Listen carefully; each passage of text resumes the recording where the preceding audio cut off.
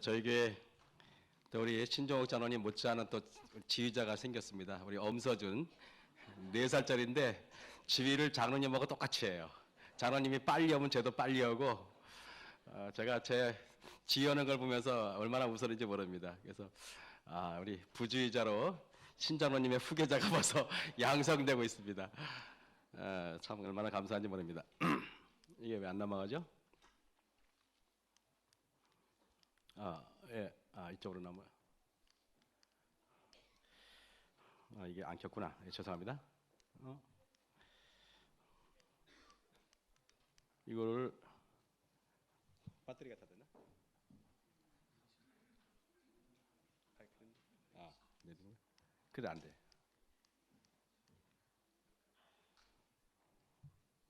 오늘 방송을 안 하길 천만 다행이네.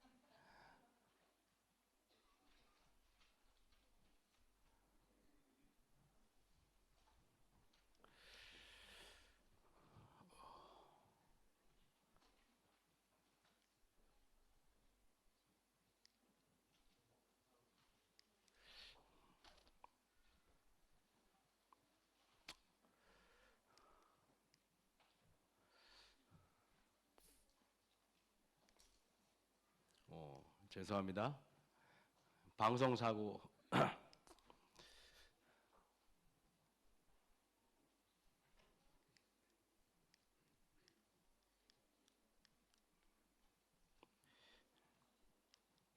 이게 아마 건전지가 다 나갈 수도 있으니까.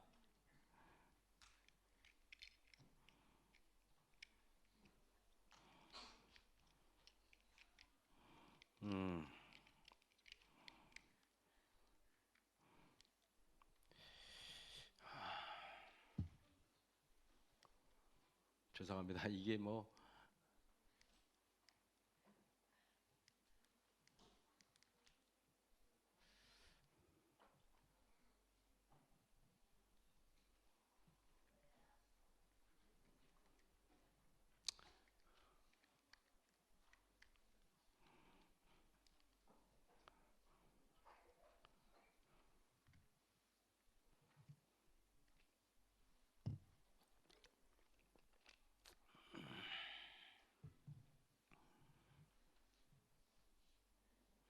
거의 3년, 5년 동안 한 번도 이런 적이 없었는데 참. 네. 여러분 성경책을 한번 좀 펼쳐주시면 감사하겠습니다. 우리 계시록 1장 펴시기 바랍니다.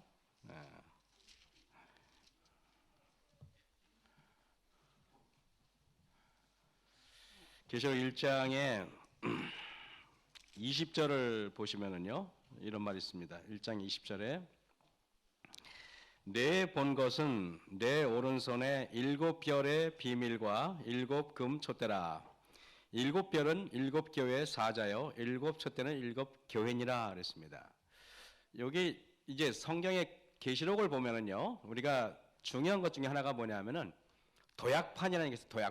도약판이 뭐냐면은 여러분 스프링보드 알잖아요. 예를 들면은 사람이 점프하려면은 이렇게 디딤답게 해가지고 멀리 뛰는 거 있지 않습니까? 도약판이 있는데 여기 1장 20절이 도약판이라서 여기 이제 뭐냐면은 먼저 내용들을 정리해서 요약해주고 앞에 이야기를 미리 보여주는 것이 도약판이라고 합니다. 1장 20절에 여기에 보니까 내 본 것은 이라고 하는 거 보니까 9절부터 19절에 있는 내용을 요약해서 2장과 3장에 걸쳐 있는 이야기를 보여주는 것입니다. 그래서 여기 내 본 것은 내 오른손에 7별의 비밀과 7금 촛대니라. 7별의 비밀과 7금 촛대니라. 7별은 7교회의 사자요, 7촛대는 7교회니라 그랬습니다. 그래서 여기에 보면은 첫 번째 7교회 사자요 그랬으니까 2장 1절에 이 에베소 교회 사자에게 이렇게 말하죠. 그 다음에 2장 8절에도 보면 서머나 교회 사자에게, 또 12절에 버가모 교회 사자에게, 또 보면은 18절에 두아디라 교회 사자에게, 이렇게 또 3장 1절에 사대 교회의 사자에게, 그리고 7절에 빌라델피아 교회의 사자에게, 14절에 라오디게의 사자에게, 그리고 보면은 1장 20절에 일곱 촛대는 일곱 교회니라 그래가지고 일곱 교회가 나오는 것입니다. 에베소 교회, 서마나 교회, 버가모 교회. 다시 말하면은 1장 20절을 보면은 앞으로 무슨 이야기를 할지에 대해서 이렇게 암시하고 있는 성경절을 도약판 구절이라고 합니다. 그리고 여러분 3장 21절에도 똑같은 게 나오는데요. 3장 21절을 보시면은요, 뭐라고 되어 있냐면은, 이기는 그에게는 내가 내 보좌에 함께 앉게 하여 주기를 내가 이기고 아버지 보좌에 함께 앉은 것과 같이 하리라 해놓고, 먼저 이야기 될지 모르겠네. 안 되네. 여전히 안 되네. 왜 그런지 모르겠네. 이게 건전지가 다 간 거 아니에요? 되네요. 네. 자, 이게 아주 파워포인트가 참 맹점이 있네요. 여러분, 이게 이제 아름다운 나라, 이제 시간이 없으니까요. 이제 보고. 자, 오늘 설교 제목이 예언 연구의 중요성에 대해서 보겠습니다.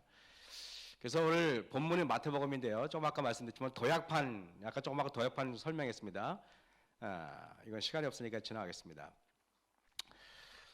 여기에 3장 21절에 일곱 교회 2장 3장을 3장 21절에서 결론을 딱 짓고 그리고 앞으로 나오는 단락을 요약해서 소개하는 것은 뭐라고요? 도약판이다 이렇게 말합니다. 그러면 여러분 보세요. 이기는 그에게는 내가 내 보좌에 함께 앉게 하여 주기를 내가 이기고, 먼저 내용을 요약해 줍니다. 어떻게 요약하냐면은 전에 나왔던 단락을 결론 짓고 앞에 나오는 단락을 요약해서 소개하는 구절을 우리는 도약판 구절이다 이렇게 얘기합니다. 계시록 3장 21절이 바로 도약판이라는 것입니다. 그러면 여기에 아까 이기는 그에게는 먼저 내용이 어떤 이기는 게 있었냐면 보시면은요. 첫 번째 계시록 2장 7절에 이기는 그에게는 내가 낙원에 있는 생명나무를 주겠다. 그 다음에 2장 11절에 이기는 그에게는 둘째 사망의 해를 받지 않게 하리라. 그 다음에 2장 17절에 이기는 그에게는 내가 감추었던 만나를 주고, 이기는 자와 끝까지, 이기는 자와 이와 같이, 이기는 자는, 이기는 그에게는 하면서 먼저 2장 3장의 내용을 요약합니다. 그죠? 그 다음에 여러분 또 보면 내가 이기는 그에게는 내가 내 보좌에 함께 앉게 하겠다. 앞으로 나올 내용을 미리 보여줍니다. 그래서 여러분 계시록 4장에서 7장 사이에 있는 무지개에 있어 보좌에 대한 이야기가 나오는 것입니다. 보좌에 앞으로 이런 사람은 보좌에 앉겠다. 계시록 4장 4절에 또 보좌에 들려 24 보좌들이 있고 그 보좌들 위에 24 장로들이 흰옷을 입고 머리에 금별유관을 쓰고 앉았더라.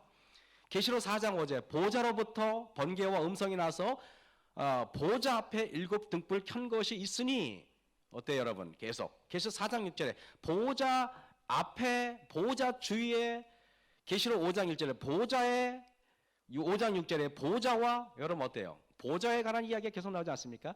계시록 3장 21절을 보면은 앞으로 무슨 이야기가 전개될지를 미리 요약해서 보여주는 것을 우리는 도약판 구절이다 이렇게 말합니다. 신학적으로. 그럼 여러분 보시면은요, 마태복음 16장, 오늘 제가 여러분에게 본문으로 정한 것들을 보면은 16장의 27절에 이래요. 인자가 아버지 영광으로 그 천사들과 함께 오리니 그때 각 사람의 행한 대로 갚아주리라. 그러면서 진실로 너희에게 이르노니 여기 섰는 사람 중에 죽기 전에 인자가 그 왕권을 가지고 오는 것을 볼 자들도 있느니라 해놓고 앞으로 전개될 것을 미리 보여줍니다. 그러면 여러분 17장에 무슨 일이 전개될까요? 마태복음 17장에 어떤 일이 전개될까요? 여기 섰는 사람 중에서 하나님이 왕권을 가지고 오는 것을 보여주겠다는 것을 미리 말하는 것입니다. 요거를 우리는 도약판이다 이야기합니다. 그러면 아까 말했지만은 마태복음 16장 28절이 도약판인데 이것은 뭐냐? 전에 나왔던 단락을 결론 짓고 앞으로 나오는 단락을 요약해서 보여주는 것을 우리는 도약판이다 이렇게 말하는 것입니다. 그렇다면은 마태복음 16장 13절에 예수께서 가이사랴 빌립보 지방에 이르러 제자들에게 물어 가라사대 16장 20절에 제자들을 경계하사 16장 24절에 제자들에게 이르시되 여러분 그러면은 마태복음 16장 28절에 진실로 너희에게 이르노니 여기 섰는 사람들은 누굽니까? 바로 12제자를 말합니다. 그러면은 12제자들 중에서 죽기 전에 인자가 그 왕권을 가지고 오는 것을 볼 자들도 있느니라 그랬습니다. 12제자 중에서 과연 누굴까요? 여기에 엿새 후에라는 건 말은 뭐냐면은 17장 1절에 엿새 후에는 바로 16장과 연관성이 있음을 말하는 것입니다. 엿새 후에 예수께서 베드로와 야고보와 그 형제 요한을 데리시고 따로 산에 올라가 섰더니 아까 예수님이 그랬죠. 16장 28절에 여기 섰는 사람 중에 너희들이 하나님이 왕권을 가지고 오는 것을 볼 자들도 있느니라 그랬는데 바로 17장 1절에 엿새 후에 베드로와 야고보와 요한을 데리시고 따로 올라갔습니다. 12제자들이 다 그리스도께서 보이기를 원하시는 계시를 받을 수는 없었다. 겟세마네에서의 그의 고뇌를 목도할 세 제자들만이 그와 함께 산에 올라가도록 택함을 입었다. 여러분 하나님께서도 12명 몽땅 다 보여주길 원했지만은 그러나 그들은 준비가 되지 않았습니다. 이 말씀 드리면 죄송하지만은 제가 지난주에 그랬죠. 대배 때 할 말이 있고 그다음에 새벽 기도에 나오신 분들한테 할 말이 있어요. 여러분 예수님도 제자들 앞에서 할 말이 있고 제자들보다 더 편한 3명의 제자 앞에서 할 말이 있는 것입니다. 교회 일을 하다 보면은 특별히 여러분 마음이 통해가지고 헌신하는 사람들한테는 가감없이 말할 수 있지만 그렇지 않은 사람들에게는 말할 수 없는 이야기가 많이 있는 것입니다. 여기 마태복음 17장 2절에 저희 앞에서 변형되사 그랬습니다. 여러분 죽기 전에 왕권을 가지고 오는 것을 볼 자들도 있느니라 그랬는데 예수님께서 왕권이 무엇인지를 보여주기 위해서 예수님이 우리 같은 모습이었는데 변화산에 올라가셨는데 예수님이 전혀 다른 모습으로 변화되는 것입니다. 그것이 바로 왕권입니다. 여러분이 왕권이 무엇이냐? 여러분이 나중에 예수님이 재림하기 전에 죽지 아니할 몸, 썩지 아니할 몸으로 변화되는 것, 부활하는 게 그게 왕권이에요. 저희 앞에서 변형되사 그 얼굴이 해같이 빛나며 옷이 빛과 같이 휘어졌더라. 모세와 엘리야가 예수로 더불어 말씀하시는 것이 저희에게 보이거늘 그랬습니다. 저는요 성경에서 변형된 사람들이 누가 있나를 살펴봤더니 몇 명이 있어요. 그 중에 한 명이 모세인데 모세가 여호와와 함께 40일 40야를 거기 있으면서도 떡도 먹지 않고 물도 마시지 않았는데 멀쩡합니다. 여러분 이것은 모세가 우리와 같은 몸이 아니라 잠시 동안 하나님께서 시내산 앞에서 예수님 앞에서 뭔가 다른 모습으로 변형된 것을 암시하고 있는 것입니다. 만약에 여러분 중에서 우리가 40일 동안을 밥을 안 먹어도 살 수는 있겠지만은 40일 동안 물도 안 마시고 살 수 있는 사람은 여기 한 분도 안 계세요. 여러분 사람이 물을 안 마시고는 일주일을 못 버틴다 그래요. 오래 버텨도. 그만큼 물이 중요합니다. 그런데 여러분 탈수 증상이 있지 않습니까? 물이 없으면 사람이 죽어요. 근데 모세가 40일 동안 물도 먹지 않고 뭐라고요? 물도 먹지 않고 떡도 먹지 않았어요. 그런데도 멀쩡합니다. 이것은 뭐냐 하면은 모세가 뭔가 이 당시에는 우리와 같은 몸이 아니라 특별한 몸으로 하나님께서 변화시켜 준 것을 상징적으로 보여주는 것입니다. 그래서 여기 구속 그리스도의 초림 47페이지에 말하기를 굶주림으로 고통당하지는 않았음 하나님의 특별한 경우로서 모세는 그토록 오랫동안 40일 동안 음식물을 먹지 않고 지냈지만은 배고픔은 없었다 그랬습니다. 그는 인간 이상의 수준으로 높임을 받고 여기 뭐라고 기록됐습니까? 모세가 인간 이상의 수준으로 높임을 받았다는 말은 뭔가 우리와 같은 몸이 아니었다는 것을 말하는 것입니다. 그리고 탁월한 영광이 그를 감싸 주었다 그랬습니다. 모세는 시내산에 올라가서 하나님 앞에 있을 때 그는 보통 사람의 인간이 아니라 특별한 사람으로 하나님께서 그를 부활시켜 줬던 것입니다. 그래서 여러분들이 하늘에 올라가시면은 40일 동안 먹지 않고 마시지 않아도 아무렇지도 않습니다. 그렇지만 하나님께서 여러분 생명과를 주시고 여러분에게 하나님께서 생명수를 마시게 하실 것입니다. 어쨌든 하늘에 올라가면 지금과 같은 일이 없어요. 어떤 분이 이렇게 물어봐요. 목사님 하늘에 올라가면 화장실을 가나요? 내가 볼 때는 모세가 40일 동안 하늘에 올라갔을 때 화장실 갔을 것 같아요? 안 갔을 것 같아요? 물도 먹지 않고 떡도 먹지 않았어요. 근데 그는 아마 제가 볼 때는 그 거룩한 장소에서 화장실이 있었을 것 같지는 않다는 느낌이 들어요. 그는 확실한 건 모릅니다, 여러분. 또 제가 또 새로운 교리를 만들고 싶지 않으니까 여러분 또 하시 바랍니다. 모세가 출애굽기 3사장에 보면은 증거의 두 판을 자기 손에 들고 시내산에서 내려오니 그 산에서 내려올 때 모세는 자기가 여호와와 말씀하심을 인하여 얼굴 거풀에 광채가 나는데요. 얼굴이 번쩍번쩍하는데 빛이 나가지고 수건으로 감싸지 않으면 사람들이 감당할 수 없는 빛이 나는 것입니다.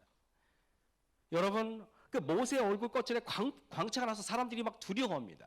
이게 바로 썩지 아니할 몸으로 변화되는 모습을 재현하고 있다는 것입니다. 신명기 34장 5절에서 7절 보면은 이에 여호와의 종 모세가 여호와의 말씀대로 모압 땅에서 죽습니다. 그런데 여러분, 여기 분명히 기록되기를 오늘까지 그 묘를 아는 자가 없대요. 느보산에 올라갔잖아요. 산에 올라가서 죽었어요. 산 꼭대기니까 여러분, 우리가 천마산 꼭대기에 올라가면 천마산 꼭대기가 넓지 않아요. 맞죠, 여러분? 산에 이렇게 올라가면은 꼭대기는 좁습니다. 근데 거기에 시체를 발견하지 않을 게 뭐가 있겠습니까? 그런데 오늘까지 그 묘를 아는 자 없느니라, 이렇게 딱 이렇게 신명기에 기록하고 있어요. 모세의 죽을 때 나이 120세나 그 눈이 흐리지 아니하였고 기력이 쇠하지 아니하였더라 그랬습니다. 부조선지자 보니까요, 471쪽에 보니까 모세는 회중에서 떠나 조용히 홀로 산 꼭대기에 올라갔습니다. 죽으러 갔는데 아무도 따라오지 않고 혼자 올라갑니다. 120살 된 노인이 천마산보다 더 높은 산을 혼자 죽으러 올라가요. 그리스도께서 첫 번째로 죽은 자에게 생명을 주시려고 딱 오셨습니다. 생명의 왕과 빛나는 천사들이 그 무덤에 접근할 때 사단은 자기가 주권을 위하여 염려하였다. 그러면서 여러분 보니까 그리스도께서는 당신의 대적으로 더불어 논쟁하지 않으시고 즉시 타락한 원수의 권세를 깨치시고 죽은 자를 살리시는 일을 시작하였다. 부활은 영원히 확실하게 되었다. 여러분, 이 부활을 여기 뭐라고 기록합니까? 부활은 영원히 확실하게 되었다. 그는 구세주의 이름을 의지하여 영생을 얻었다. 영생을 얻었다는 말을 여러분 머릿속에 기억하시기 바랍니다. 영생을 얻었다. 모세는 영광의 무덤에서 나와 그의 구원자와 함께 하나님의 도성으로 승천하였다. 승천했습니다. 유다서에 보면은 1장 9절에 보면은 천사장 미가엘이 모세 시체에 대하여 마귀와 다툽니다. 여러분, 예수님은 모세를 부활시키려고 오셨고 마귀는 부활 못 시키려고 둘이 왔어요. 그래서 마귀가 예수님한테 막 대듭니다. 그때 예수님이 모세의 시체를 두고 마귀와 다투어 가지고 결국에는 예수님이 뭡니까? 승리해서 그를 부활시켜 줍니다. 제가 오늘 여러분 성경에 나사로의 부활이 있지 않습니까? 예수께서 가라사대 돌을 옮겨 놓으라 하시니 그 죽은 자의 누이가 마르다가 가로되 죽은 지가 벌써 4일이 지났는데 벌써 썩어서 냄새가 나는데 어떻게 살림입니까? 그랬어요.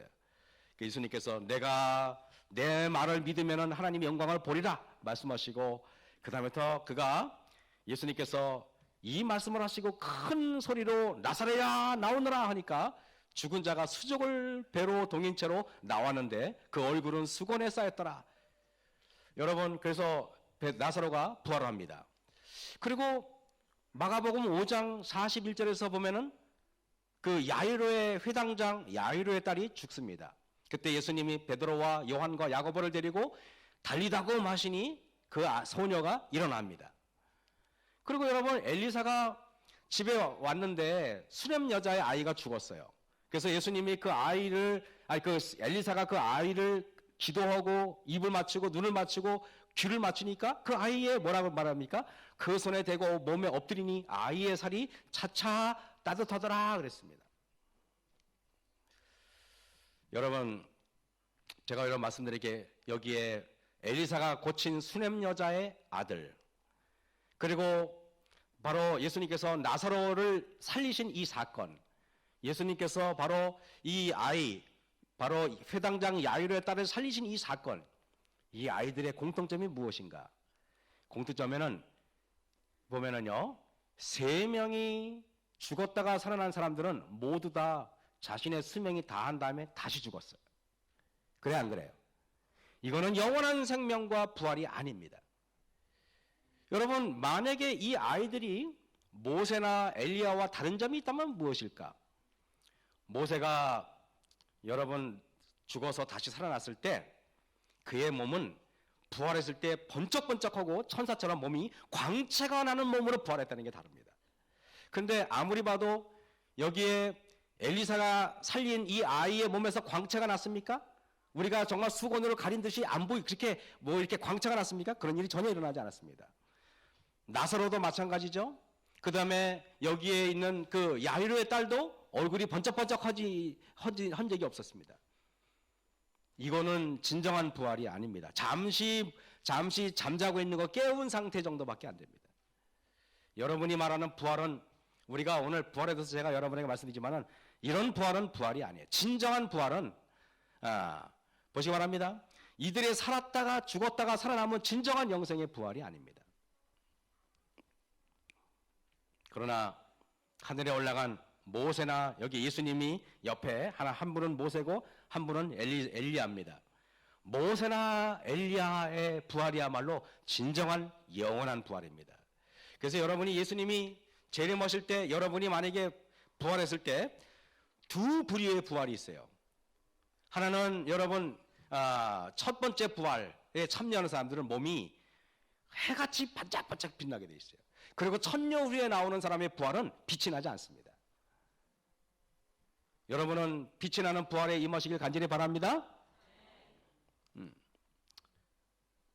마태복음 17장 3절에 4절에 보면 때에 모세와 엘리야 이 두 사람은 특별한 부활을 말하는 것입니다.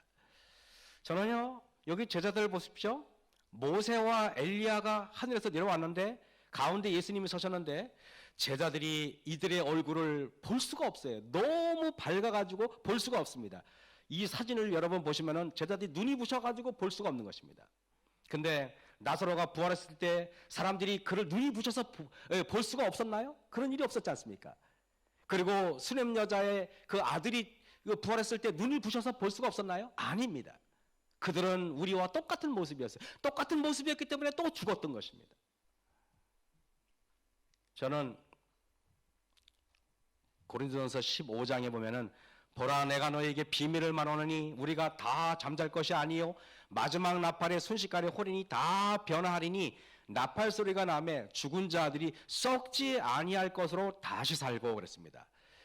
모세와 엘리야는 썩지 아니할 것으로 다시 살았던 사람들이에요. 그러나 나사로라든가 아니면 야이로의 딸이라든가 아니면 수냄 여자의 아들은 썩지 아니할 몸으로 다시 사는 게 아니라 그냥 썩을 몸으로 다시 살았던 것입니다. 저는 이것을 보면서 성도 여러분들이 주님의 말씀으로 마지막 날에 썩지 아니할 몸으로 다시 부활하는 여러분이 되시길 간절히 바랍니다. 여러분 이게 보시면은요 이 썩을 것이 고린도전서 15장 53절 이 썩을 것이 불갑을 썩지 아니할 것을 입겠고 이 죽을 것이 죽지 아니함을 입으리로다. 예수님께서 이렇게 말씀하시는 것입니다. 저는 엘리야를 승천을 보면서 죄송합니다. 목이 마른 승천을 보면서 호련히 엘리야한테 호련히 있잖아요. 불말이 하늘에서 내려옵니다. 불병과가 내려와요. 그래서 뭐 불말들이 두 사람을 격하고 엘리야가 회리바람을 타고 승천하는데 그때 그 엘리야의 모습은요. 저기 사진에 보면은 이렇게 썩지 아니할 몸으로 부활했겠습니까? 부활했습니다. 빛이 반짝반짝했겠습니까? 광채가 나고 어마어마한 모습으로 부활한 것입니다. 그래서 선지자 왕 228쪽에 보면은요. 제가 좀 의역을 했습니다. 모세는 죽음에서 부활한 사람들을 대표하고 엘리야는 마지막 날에 썩을 몸에서 썩지 않을 몸으로 변화되어 죽음을 보지 않고 하늘로 승천할 사람들을 대표합니다. 여기에 여러분들 중에서 어떤 분은 엘리야를 표상하고 어떤 분은 모세를 대표하는 사람이 있을 겁니다.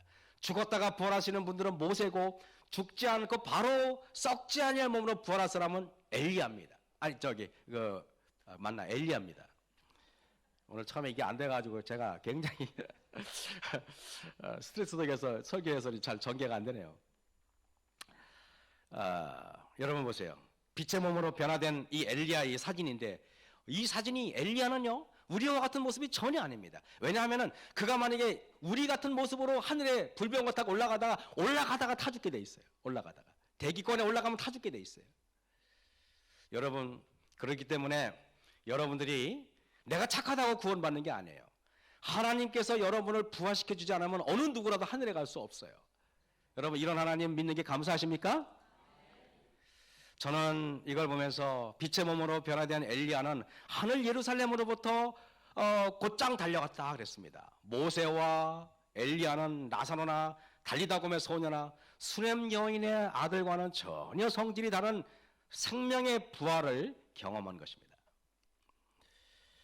여러분, 그렇기 때문에 변화산에서 모세가 예수님이 태어나기 약 1500년 전 사람입니다.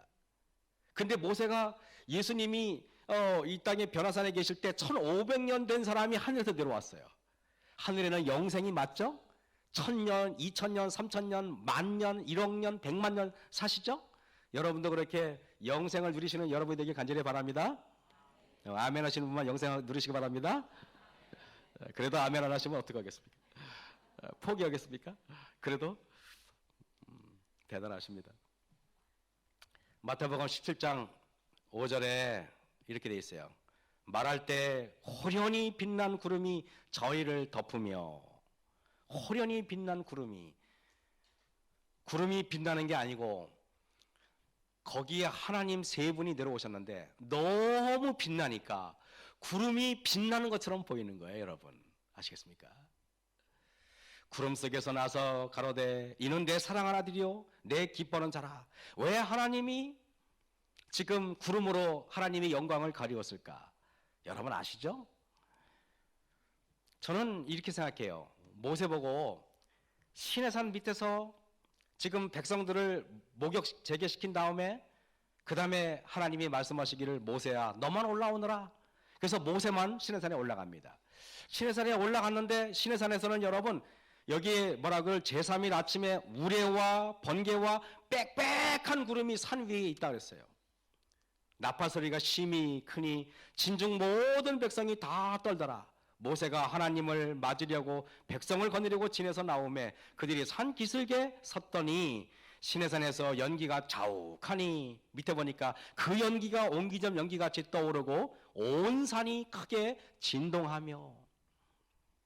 왜 이랬을까 생각해 보면은 여러분 또 보면은 마태복음 27장 45절 46절 보면은 제6시로부터 온 땅에 어두움이 임하여 제9시까지 계속하더니 예수님이 십자가에 달려 들어가실 때 검은 천을 가린 것처럼 캄캄하게 하나님께서 모든 만물이 어두워졌습니다. 왜 그럴까?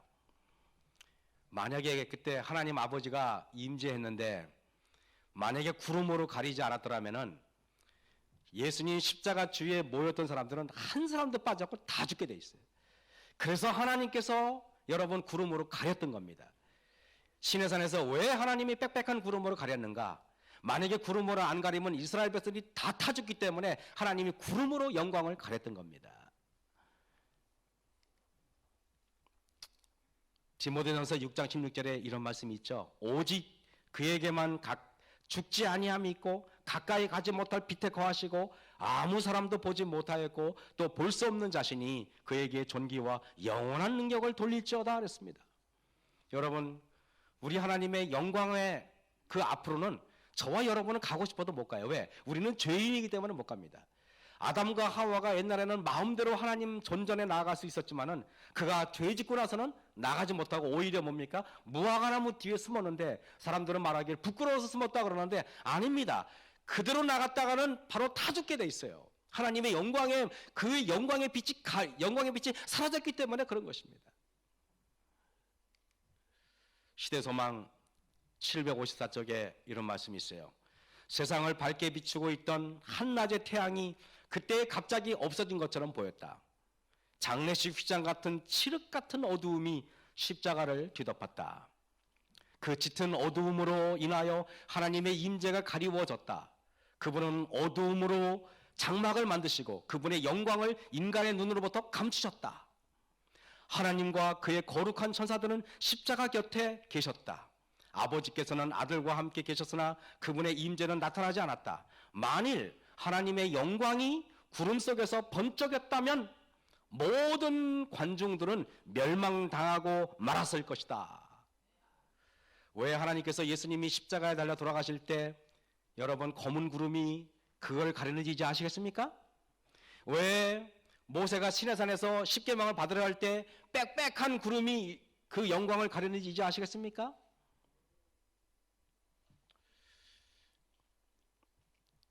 이런 생각이 들어요.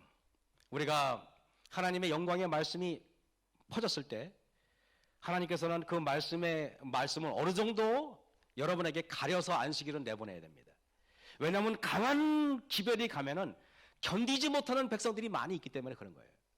그렇기 때문에 새벽기도 때는 강하게 말해도 되지만은 대예배 때는 그렇게 말하면 절대 안 돼요. 왜? 그러면 여러분들은 말합니다. 저 설교 나한테 했어? 이러면서 여러분들이 뭡니까? 그 설교에 반항하고 그 설교에 상처받기 때문에 그래요. 그러나 여러분이 만약에 정말로 하나님의 빛의 사람이라면은 무슨 말씀을 하시든지 아멘하고 무슨 말씀을 하시든지 그걸 받아들이는데 그렇지 못하게 하게 되는 것입니다. 여러분들은 무슨 말씀이 있든지 그 말씀을 이해할 수 있는 여러분이 되시길 간절히 바랍니다. 여러분 이게 보면은요, 저 이거 보면서 세 분의 예수님을 사이에 두고 모세와 엘리야가 옆에 있어요. 영광의 몸으로 변화된 사람들의 모습이죠. 여기 앉아 계신 우리 마석교회 성도님들 정말 한 분도 빠짐없이 영광의 부활에 참여해서 썩지 아니할 몸을 입는 저와 여러분이 되길 간절히 바랍니다. 변화산의 이야기를 예수님이 십자가에 달려 돌아가신 다음에 베드로가 추억하면서 이렇게 말합니다. 베드로후서 1장 16절이죠. 우리 주 예수 그리스도의 능력과 강림하심을 언제 경험한 겁니까? 변화산에서. 그때 베드로와 요한과 야고보가 변화산에 있었지 않습니까? 너희에게 알게 한 것이 공교에 만든 이야기를 쫓은 것이 아니요 우리는 그의 크신 위엄을 친히 본 자라 그랬습니다. 엘리야의 모습을 친히 봤어요. 예수님이 하나님처럼 변화된 걸 친히 봤어요. 지극히 큰 영광 중에서 이러한 소리가 그에게 나기를 이는 내 사랑하는 아들이요 내 기뻐하는 자라 하실 때 자기 하나님 아버지께 존귀와 영광을 받으셨느니라. 이 소리는 우리가 저와 함께 거룩한 산에 있을 때 바로 변화산을 말합니다. 하늘로서 나옴을 들은 것이라 그랬습니다. 그리고 베드로후서 1장 9절에 19절에 또 우리에게 더 확실한 예언이 있어. 이 말씀이 무엇일까요?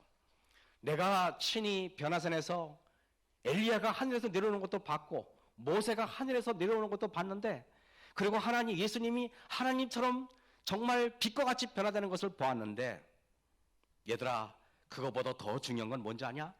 더 확실한 예언이 있어. 내가 변화산에서 예수님의 모습을 보고 엘리야를 모습을 보고 그리고 모세의 모습을 본 것보다 더 확실한 예언이 있는데 어두운 데 비치는 등불과 같다.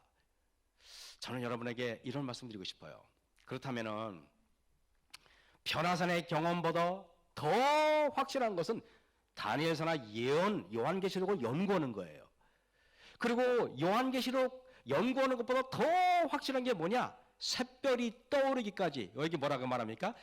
샛별이 너희 마음에 떠오르기까지. 샛별이 떠오르기 전까지는 우리는 예언을 연구해서 하나님의 영광을 봐야 된단 말이에요. 변화산의 경험보다 더 확실한 게 계시록과 다니엘을 연구하는 거예요. 계시록과 다니엘을 연구하면 여러분들은 하나님의 더 큰 영광을 경험할 수 있어요. 하나님의 더 큰 계시록과 다니엘을 연구하는 것보다 샛별이 떠오르는 것에 더 급해요. 이게 무엇일까? 변화산의 경험이 첫 번째 경험입니다. 두 번째는 더 확실한 예언이 있다는데 세 번째는 샛별입니다. 여기 분명히 말했죠, 그죠? 베드로가. 그래서 이걸 보면은 변화산의 경험은 세 명의 제자들이 경험한 겁니다. 베드로와 요한과 야고보가 경험한 거죠. 더 확실한 예언은 아까 베드로후서 1장 19절에 보니까 어두울 때 주어진다 그랬습니다. 공교롭게도 다니엘서와 요한계시록은 항상 가장 어두울 때 주어졌어요. 다니엘은 이스라엘이 패망하고 예루살렘이 패망하고, 그리고 여러분 시드기야 왕이 죽고 여호야김이 끌려가고, 그리고 베드로도 질질 끌려가고 나라가 망한데 희망이 없을 때 하나님이 주신 예언이 바로 다니엘서입니다. 요한계시록은 예수님이 십자가에 달려 돌아가시고 제자들은 다 순교당하고, 그리고 로마의 극심한 핍박이 있을 때, 앞이 캄캄해서 아무것도 보이지 않을 때 하나님께서 우리에게 주어진 게 바로 요한계시록이에요. 이 마지막 시대에 세상은 자꾸 어두워지고 세상은 자꾸 여러분 심각해질 때, 이 어두울 때 여러분들에게 밝히 환히 비춰주는 것이 있다면 다니엘서와 요한계시록과 예언서를 공부하는 것입니다. 여러분 예언서를 공부하시겠습니까? 안 하시겠습니까? 여러분 공부하시겠습니까? 공부는 다 싫어하나 봐요. 그 다음에 여기 샛별은 요한계시록 21장 23절에 보면은요 이렇게 돼 있어요.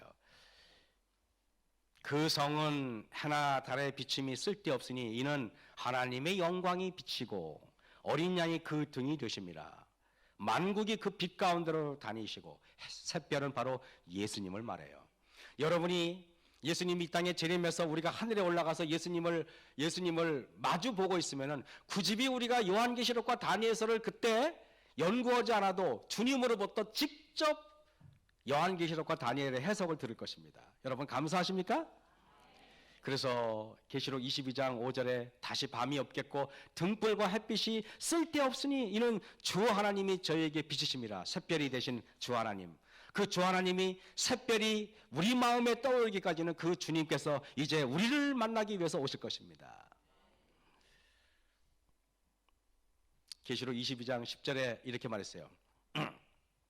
또 내게 말하되 이 책의 예언의 말씀을 인봉하지 말라.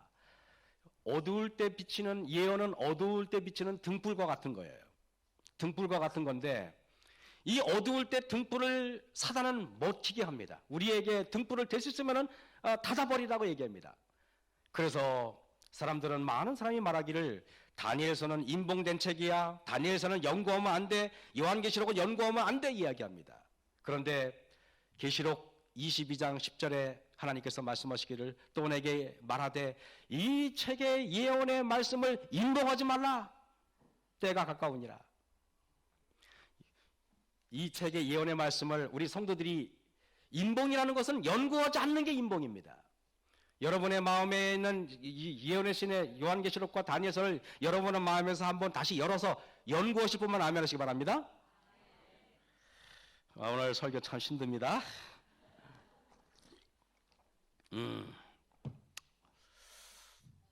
억지로라도 아멘을 해야 됩니다. 억지로라도. 다시 여러분 연구하시겠습니까? 네, 감사합니다. 그러면은 됩니다. 이사야 29장 9절에 성경에 이렇게 말이 돼 있어요. 너희는 놀라고 놀라라. 너희는 소경이 되고 소경이 되라 그랬습니다. 하나님께서 이 말이 정말 여러분이 소경이 되고 놀라라는 말입니까? 우리 어머니가 아들이 말을 안 들으면은 어머니 그러잖아. 야 이놈의 자식아, 차라리 그러려면 나가 죽어라 그러지 않습니까? 그게 어머니가 아들이 나가 죽으라는 말입니까? 아니면 올바로 살려는 말입니까? 어머니가 나가 죽으랬다고 나가 진짜 죽으면 어머니가 행복해 하십니까? 너희는 소경이 되고 소경이 되라는 말이 뭐예요? 정신 차려라 이 말이 아닙니까? 눈 떠라, 눈 떠가지고 열어라 그 말 아니에요? 너희는 놀라고 놀라는 말이 제발 하나님 말씀 연구해가지고 제발 마지막에 깜짝 놀라지 말고 제발 준비하고 있어라 그 말 아니겠어요? 그래서 하나님께서는 이렇게 말해요. 그들의 취함이 포도주로 인함이 아니며 그들의 비틀거림이 독주로 인함이 아니라 대저 여호와께서 깊이 잠들게 하는 신을 너희에게 부어주사 너희의 눈을 감기셨으니 눈은 선지자요 너희의 머리를 덮으셨으니 머리는 선견자라. 이 말이 뭡니까? 정말 이렇게까지 패역하고 타락할 수가 있는가? 하나님께서 어쩔 수 없이 그들에게 차라리 그러려면 읽지 마라 이 소리입니다. 제 친구 중에 한 명이 초등학교 3학년을 끝으로 공부를 중단한 애가 있어요. 동네 친구인데 이 친구는 초등학교 1학년부터 범상치 않았습니다. 학교에 가라 그러면은 안 가고 우리들 말로는 비속어로 땡땡이라 그래요. 땡땡이를 칩니다. 가라 그러면은 안 가고 땡땡이 치고, 가라 그러면 안 가고 땡땡이 치고, 1년에 학교 가는 날이 반이고 안 가는 날이 반입니다.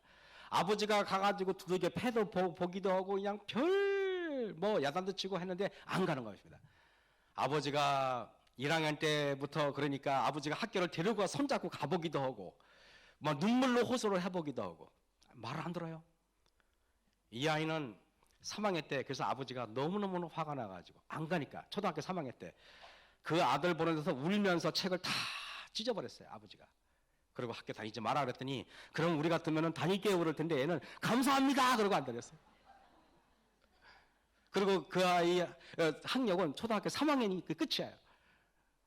근데 한번 20몇 살 때 한번 만났는데 친구들끼리 만났는데 얼마나 말을 잘하는지 지금도 사기치고 다닌다 그래요.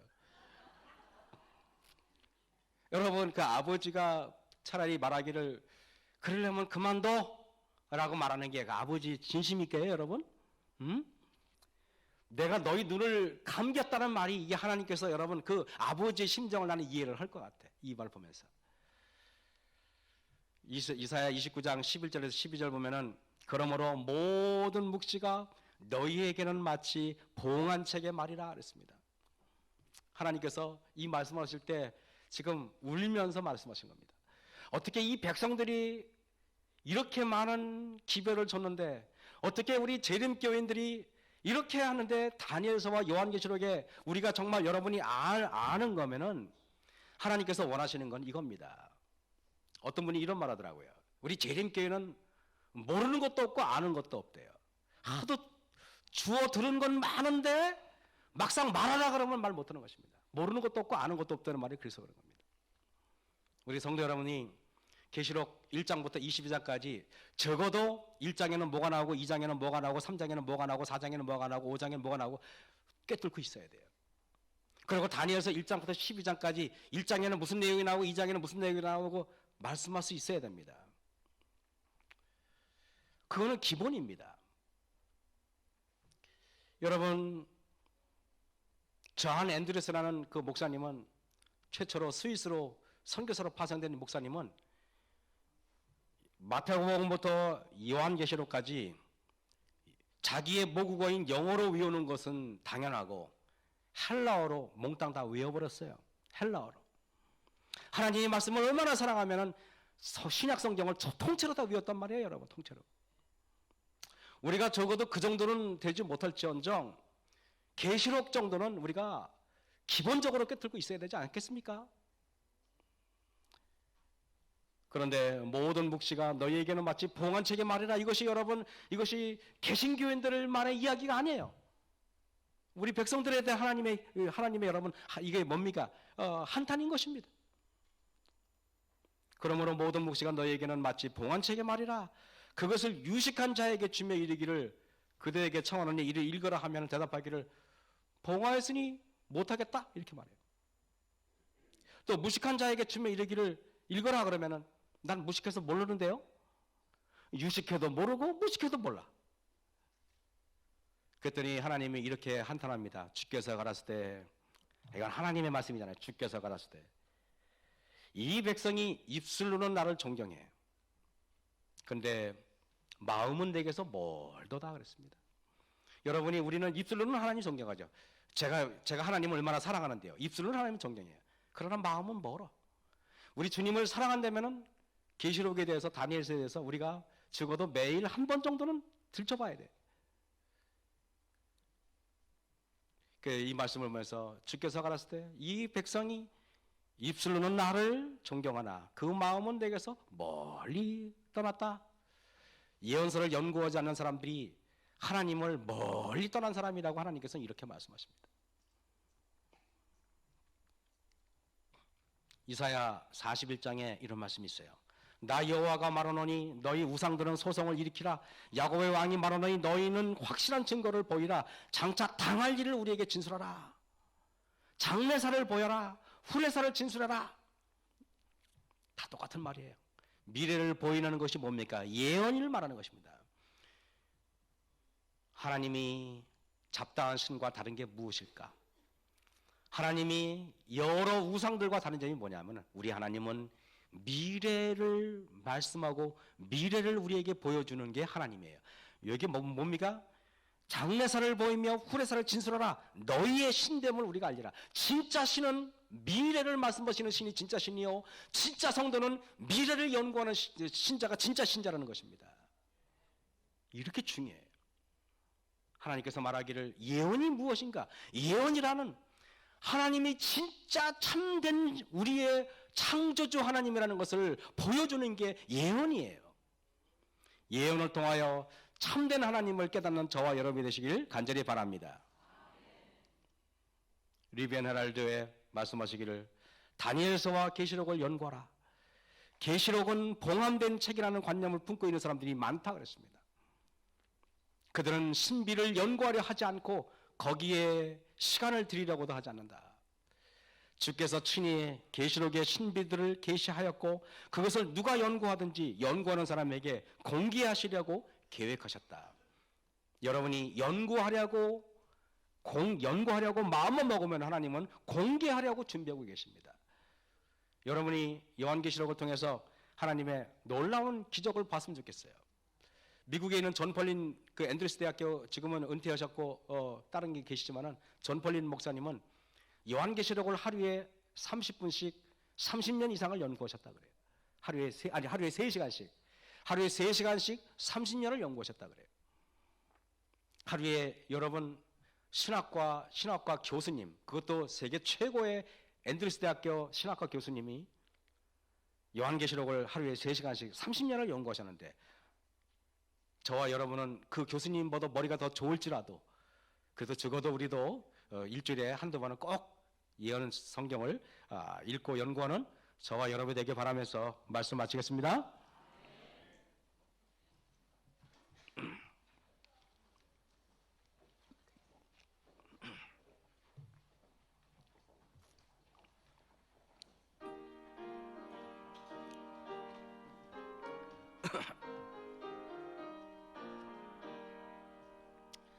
주 예수 발로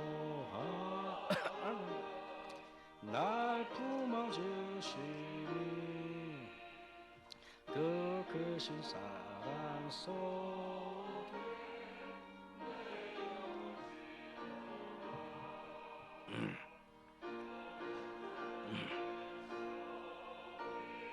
너 들어보아라.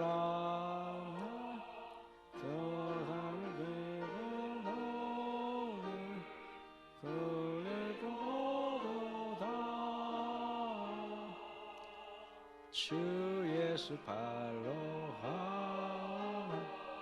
날 품어주시니 그 크신 사랑 속에 내 영시로다. 주 예수 발로 날 보호하시니 이 세상 정성에 죄생의 벗도다. 내 슬픔 사라지고 또 의심 거치니 저 하늘 위를 아는 눈앞에 있도다. 주 예수 발